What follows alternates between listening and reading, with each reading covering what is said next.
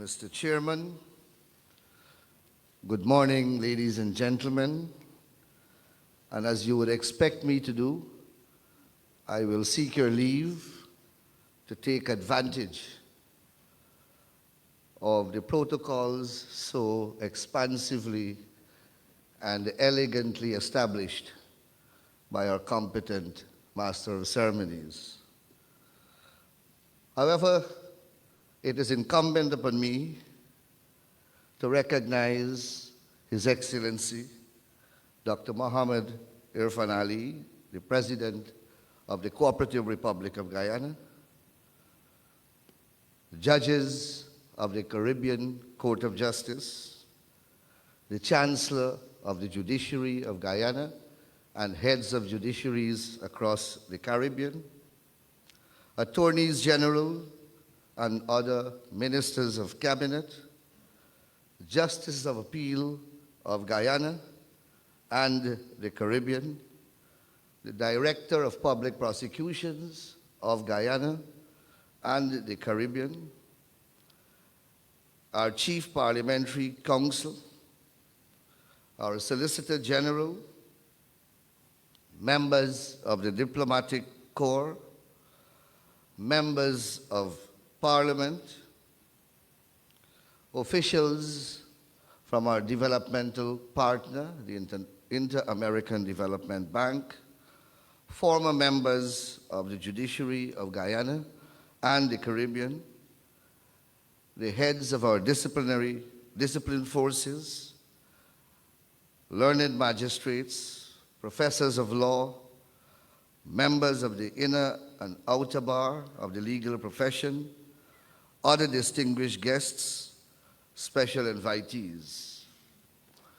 It is indeed an honor to be afforded the opportunity to offer these opening remarks at this first legal conference on criminal justice reform, advancing the Needham's Point Declaration.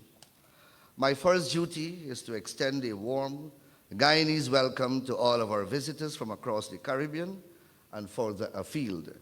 And I invite my fellow Guyanese to extend to our visitors that special Guyanese hospitality for which we are famous. This conference is part of the Support for Criminal Justice System, the SGS project funded under a loan program by the Inter-American Development Bank and being executed by the Attorney General Chambers and Ministry of Legal Affairs of the Government of Guyana. The principal objectives of this program are to effect reforms in the criminal justice system of Guyana in order, one, to reduce the proportion of pretrial detainees, and two, to increase the use of alternative sentencing.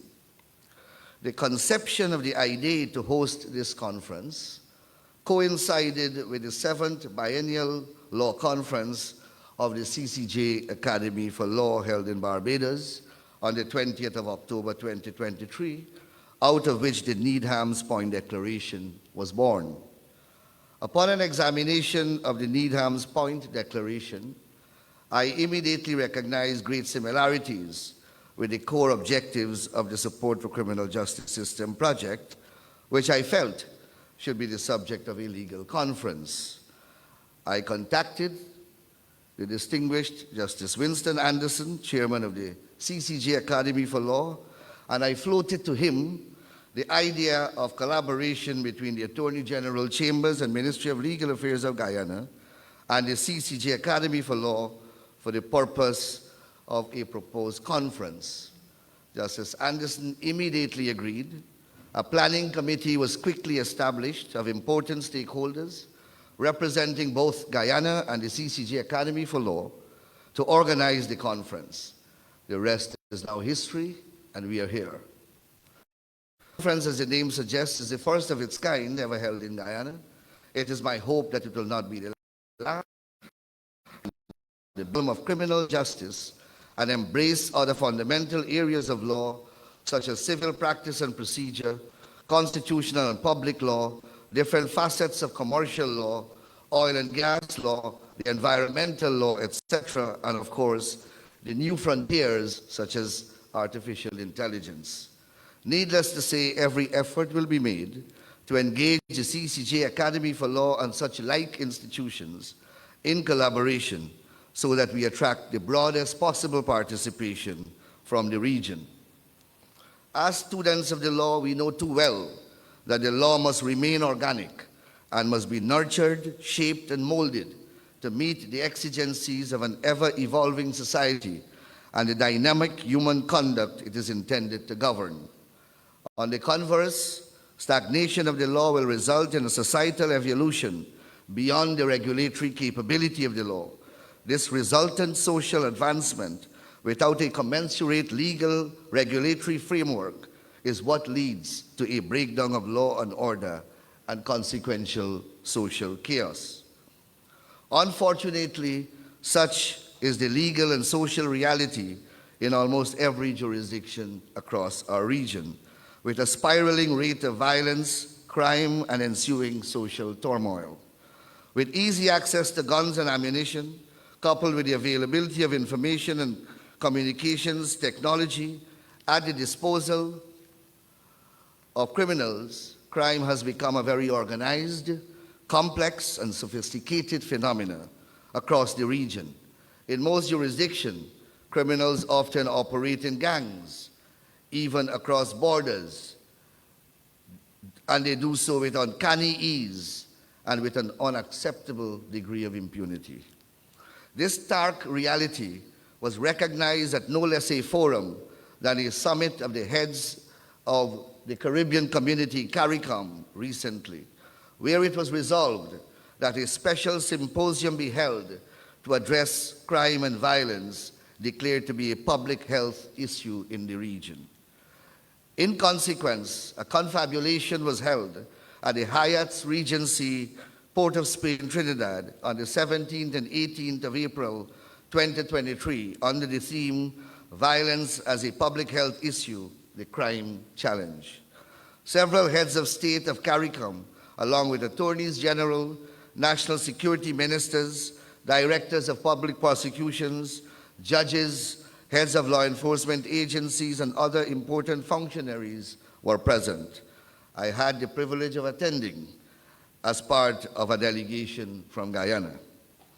At that conference, the epidemic of crime and violence in the Caribbean was recognized as a threat to our democracy and the stability of our societies, which requires a response of a multifaceted nature involving all of society if we are to ensure the people of the Caribbean can exist in an environment of peace and security and safety. A number of resolutions emanated from that conference. They include, inter alia, a comprehensive overhaul of the criminal justice system in the region. The regional symposium was one of the catalysts for the CCJ Academy for Law hosting its 7th biennial conference in October 2023 in the Republic of Barbados, which birthed the Needham's Point Declaration. Under the caption Policy Interventions, that conference declared inter alia, and I quote, that crime be viewed as a public health emergency following the lead of the heads of government meeting in Port of Spain in April 2023, and that as a matter of urgency, each member state of the Caribbean community develops, adopts, and implements a holistic and inclusive criminal justice reform strategy, unquote.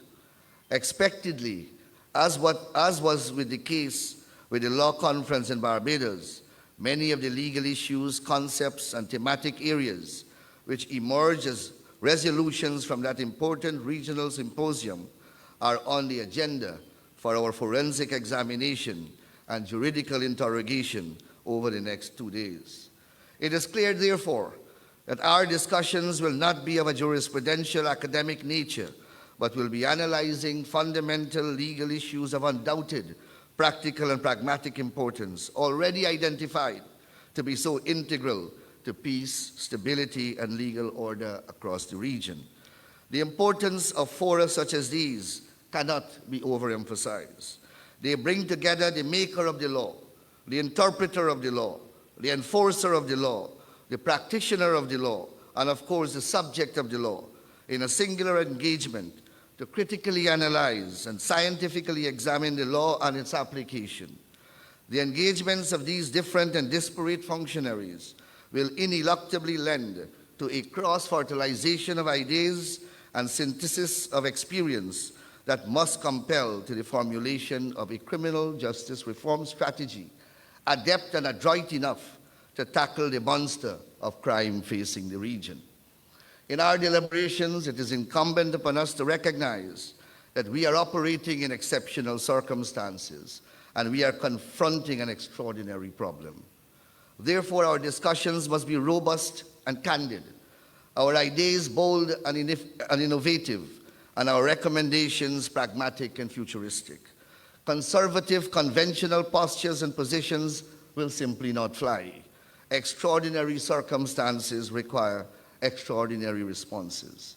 In many respects, this journey has started across the region. It must now be accelerated.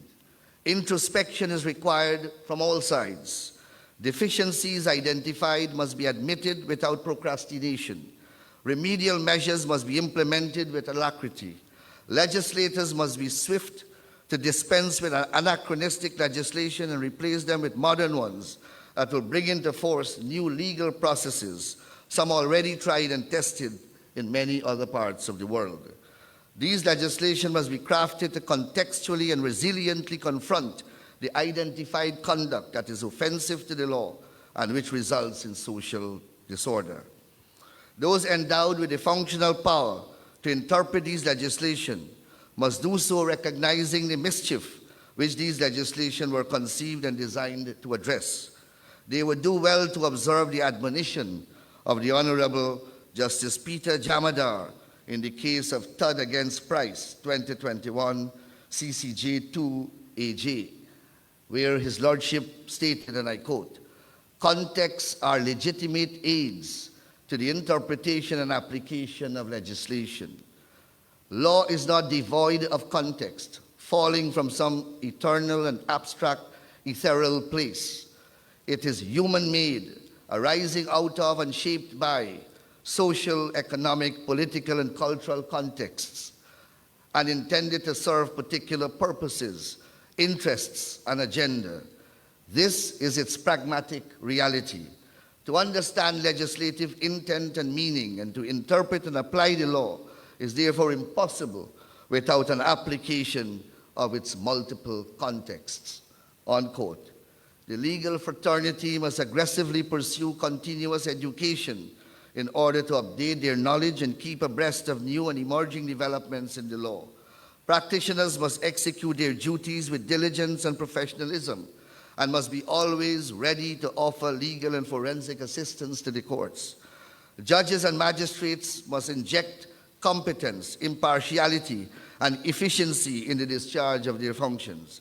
Cases must be concluded within reasonable time. Adjournments must only be granted for good and sufficient reasons.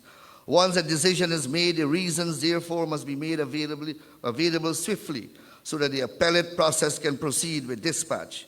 Too often do we hear the cry across the region, "Justice delayed is justice denied." Governments must ensure that the judiciary is adequately resourced to enable the discharge of their duties with the requisite expediency. The program of this conference is impressive. It contains a compendium of a wide range of disparate and diversified areas of criminal law and facets of practice and procedure. It embraces certain modern, emerging, and innovative legal concepts. It highlights for discussion some of the crucial institutional problems afflicting the criminal justice system, such as delay and abuse of process. It even contains a session that will offer counsel to students who wish to pursue a career in the practice of criminal law. In short, it is a very stimulating and encompassing program. It therefore gives me great pleasure in wishing us all a most thought-provoking, exciting, constructive, and fruitful conference.